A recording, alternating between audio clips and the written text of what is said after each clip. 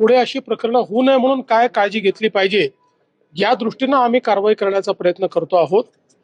आज कमिटी देखील या ठिकाणी जी मी तयार केली होती ती आलेली आहे। ती कमिटी सर्व प्रकारच्या ज्या काही गोष्टी आहेत त्याच्यामध्ये लक्ष घालणार आहे आणि एकीकडे या प्रकरणी तर जे काही दोषी आहेत त्यांना शिक्षा झाली पाहिजे, पण भविष्यात असे प्रकरण होऊ नये म्हणून आपल्या SOPs तयार झाल्या पाहिजेत या दृष्टीने आमचा प्रयत्न आहे। निश्चितपणे त्या दृष्टीने आम्ही काम करू।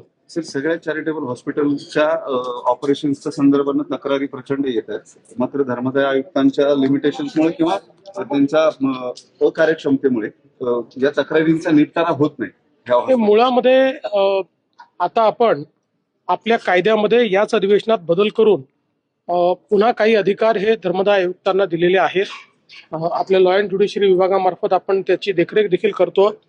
आपला प्रयत्न आहे की संपूर्ण धर्मदाय व्यवस्था ही ऑनलाईन एका प्लॅटफॉर्मवर यावी, जेणेकरून कुठे आपल्याकडे बेड्स आहेत, किती ते अवेलेबल आहेत, ते दिले जात आहेत की नाही, याचं सगळं मॉनिटरिंग आपल्याला करता यावं।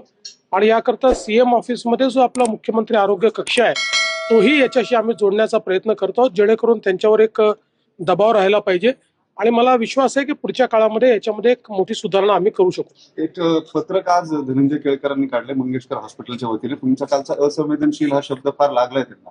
त्या ट्रस्टीजनी काल मीटिंग घेऊन आता ऍडमिशन्स जे आहेत ते विदाऊट डिपॉझिट होतील असं म्हटलं। दुसरी गोष्ट, ज्या असंवेदनशीलतेचा तुम्ही उल्लेख केलेला होता ती आम्ही पुन्हा तपासून घ्यायचा निर्णय केलाय असं केळकर पत्रात म्हणाले। मुळात एक गोष्ट आपण सगळ्यांनी लक्षात घेतली पाहिजे की दीनानाथ मंगेशकर हॉस्पिटल हे स्वर्गीय लता दीदी आणि मंगेशकर कुटुंबियांनी खूप मेहनतीतून उभारलेलं आहे।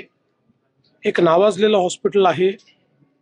या हॉस्पिटलमध्ये अनेक प्रकारच्या शस्त्रक्रिया आणि अनेक प्रकारचे उपचार होतात। त्यामुळे सगळं काही हॉस्पिटलचं चूक आहे असं म्हणण्याचं कारण नाही, पण कालचा प्रकार हा मात्र असंवेदनशीलच होता। जिथे चूक आहे तिथे चूक म्हणावं लागेल, ती चूक सुधारावी लागेल। जर ते सुधारण्याचा प्रयत्न करत असतील तर मला त्याचा आनंद आहे। आपल्या या ज्या समित्या आता नेमलेल्या आहेत, धर्मदाय आयुक्तांच्याकडून नेमलेली समिती आणि आरोग्य विभागाची समिती, काही फाइंडिंग्स आल्यात का समोर?